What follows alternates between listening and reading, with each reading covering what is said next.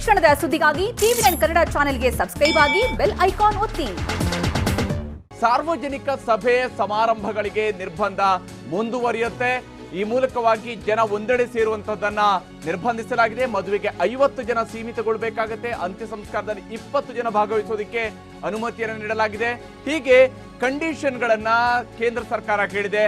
ಪ್ರತಿ 15 ದಿವಸಕ್ಕೊಮ್ಮೆ ರಿವೈಸ್ ಮಾಡೋದು ಯಾವ ಕಾರಣಕ್ಕಾಗಿ ಅನ್ನುವಂತಹ ಪ್ರಶ್ನೆಗೂ ಏನು ಕೇಂದ್ರ ಸರ್ಕಾರ ಈಗ 1 ತಿಂಗಳ ಅವಧಿಗೆ ತನ್ನ ಲಾಕ್ಡೌನ್ನ ನಿಯಮಗಳನ್ನ ಹೊಸದಾಗಿ ತಿಳಿಸಿರುವಂತದ್ದು. ಸಾರ್ವಜನಿಕ ಸ್ಥಳದಲ್ಲಿ ತಂಬಾಕು, ಗುಟ್ಕಾ, ಮದ್ಯ ಸೇವನೆ ನಿರ್ಬಂಧ ಮುಂದುವರಿಯುತ್ತೆ.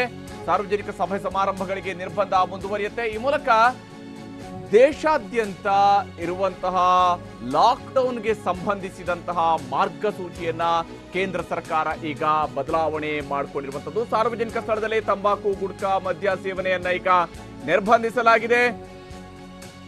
ಅಂತಾರಾಜ್ಯ ಅಂತರ್ಜಿಲ್ಲಾ ಪ್ರಯಾಣಕ್ಕೆ ಯಾವುದೇ ರೀತಿಯಾದಂತಹ ನಿರ್ಬಂಧ ಇಲ್ಲ ಅನ್ನುವಂಥದ್ದನ್ನು ಕೂಡ ಕೇಂದ್ರ ಸರ್ಕಾರ ತನ್ನ ಈ ಮಾರ್ಗಸೂಚಿಯಲ್ಲಿ ಸ್ಪಷ್ಟಪಡಿಸಿದೆ. 50 ಜನ ಖುಷಿಯಾಗಿ ಮದುವೆಯಲ್ಲಿ ಭಾಗಿಯಾಗೋದಕ್ಕೆ 50 ಜನಕ್ಕೆ ಮಾತ್ರ ಅವಕಾಶ ಇರುವಂತಹದ್ದು.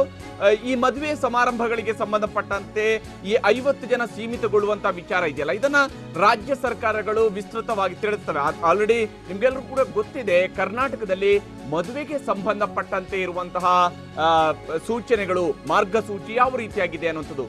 ಅಂದ್ರೆ ಒಂದು ವೇಳೆ ವರನ ತಂದೆಗೋ ವಧುವಿನ ತಂದೆಗೋ ಅಥವಾ ವರನ ತಾಯಿಗೋ ವಧುವಿನ ತಾಯಿಗೋ 60 ವರ್ಷಕ್ಕಿಂತ ಮೇಲ್ಪಟ್ಟಿದ್ರೆ ಅಂಥವ್ರು ಮದುವೆ ಸಮಾರಂಭದಲ್ಲಿ ತನ್ನ ಮಗಳಿಗೆ ದಾರೆ ಎರೆಯೋದಕ್ಕೂ ಕೂಡ ಅಪ್ಪನಿಗೆ ಅವಕಾಶ ಇರೋದಿಲ್ಲ, ಮಾವನಿಗೂ ಕೂಡ ಅವಕಾಶ ಇರೋದಿಲ್ಲ.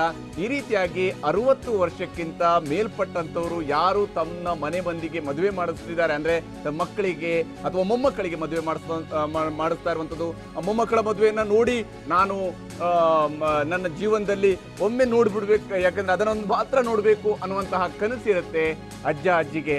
ಅವರ ಆಸೆ ಈಡೇರೋದಕ್ಕೆ ಅವಕಾಶ ಇಲ್ಲ, ಯಾಕಂದ್ರೆ ನಿರ್ಬಂಧ ಇರುತ್ತೆ. ಅವರೆಲ್ಲ ಭಾಗಿಯಾಗುವಂಗಿಲ್ಲ. ನಮ್ಮೂರು ಪ್ರತಿದಿನ ರಾತ್ರಿ 8 ಗಂಟೆಗೆ ಟಿವಿ9 ನಲ್ಲಿ ಮಾತ್ರ.